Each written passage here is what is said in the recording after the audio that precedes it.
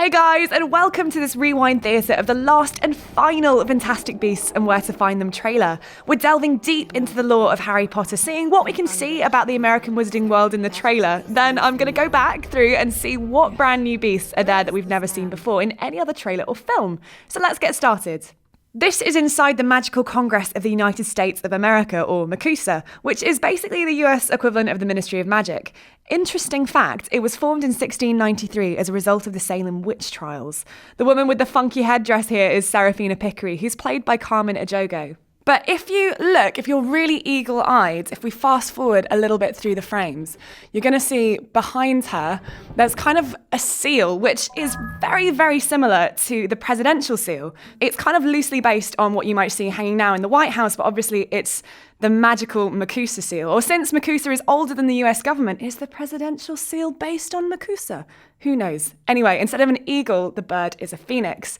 Now, Fantastic Beasts is set in 1926, and eagle-eyed or phoenix-eyed history buffs will notice that on that seal back there are 48 different stars. Alaska and Hawaii aren't yet part of the United States at this moment in time.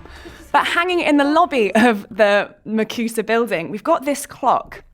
Now, this is a larger version of the clock that Mrs. Weasley has hanging in the burrow in the Harry Potter books. Instead of the time, its hands point to current events in the Wizarding world. But whereas the burrow's clock points to the location of the Weasleys and whether they're in mortal peril, this MACUSA clock highlights threats to the wizard world. Here its minute hand is pointing to unexplained activity, and the little hand points to moderate threat, most likely, I reckon, in response to all Newt's beast being released across New York. We've lived in the shadows for too long. So here, we've got two guys standing in an alleyway. One of these guys is Percival Graves, and you can see that looking at two posters that seem to read, "Free America from Witches, Join Our Army."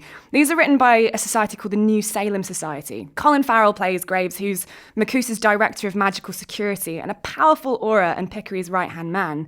He doesn't seem to be like a bad guy, but he takes his job really seriously and is incredibly authoritarian. The rise of the Salem group is something that he sees as a kind of threat to the magical community's security, and part of the film explores his perhaps misguided attempts to combat them. Who does this protect? I found this shot really interesting. It's near identical to a shot in Deathly Hallows Part 2, which shows exactly the same spell that Professor McGonagall and the students cast to create a force field kind of around Hogwarts during that battle between Voldemort and his army. This is very much set in exactly the same world that you'll have seen in the other movies. And there's little nods to that, whether it's a spell like this that you've seen before or a certain kind of beast or character. Like, it's just planting it in a world that you know and that you love. So at this bit here, Picquery, who we saw earlier in the trailer, she's talking to kind of her helpers, and she mentions Grindelwald's attack on Europe. Gellert Grindelwald was one of the most dangerous dark wizards of all time, who wanted to lead a wizarding revolution that would end the international statute of secrecy and create a new order led by witches and wizards who would dominate muggles. Grindelwald, he went on to topple wizarding governments around Europe, which is what Picquery is likely referring to here. He was also a friend of Dumbledore, but that's a whole other story. But again, we're seeing lots of flashes of this wider, really rich world that Rowling has created. Okay, so that's some lore on the wizarding world, but we've also seen a lot of new beasts in this trailer that we've not ever seen before. So let's zoom back a bit and take a closer look at some of the new beasts that we've discovered in the trailer. So this is a Niffler. They're described in the books as having a long snout, like this guy here, and they're attracted to shiny things, which makes them great for locating treasure, but they can also wreak havoc if set loose indoors, which I reckon this guy is probably about to do. This lovely pair is the last pair of Grap horns owned by Newt. Its horn is used in a potion called Antidote to Uncommon Poisons, if you remember that from the other books. If we fast forward ever so slightly, this is a bowtruckle. It lives in trees whose wood is of one quality, and you might remember it from Hagrid's Care of Magical Creatures class in Order of the Phoenix. This, though, I had a bit of trouble trying to identify this one, but I think that it's called a nundu.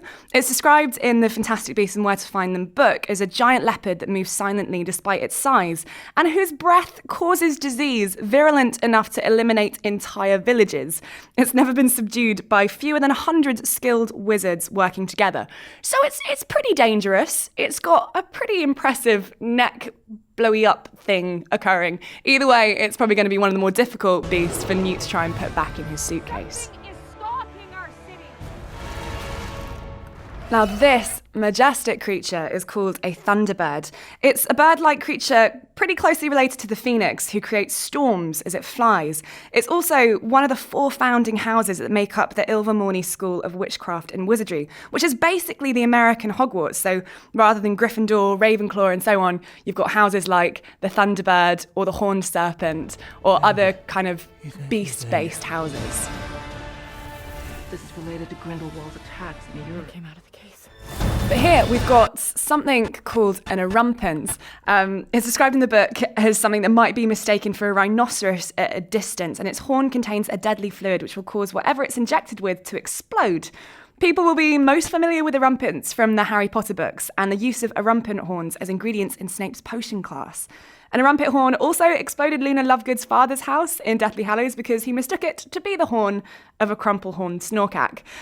There's an awful lot of beasts in this trailer, which is super interesting to actually see them in full-blown colour on the big screen. I think my favourite fact about this guy is that erumpent numbers are not great, as males frequently explode each other during the mating season. Welcome to the wizarding world of Harry Potter.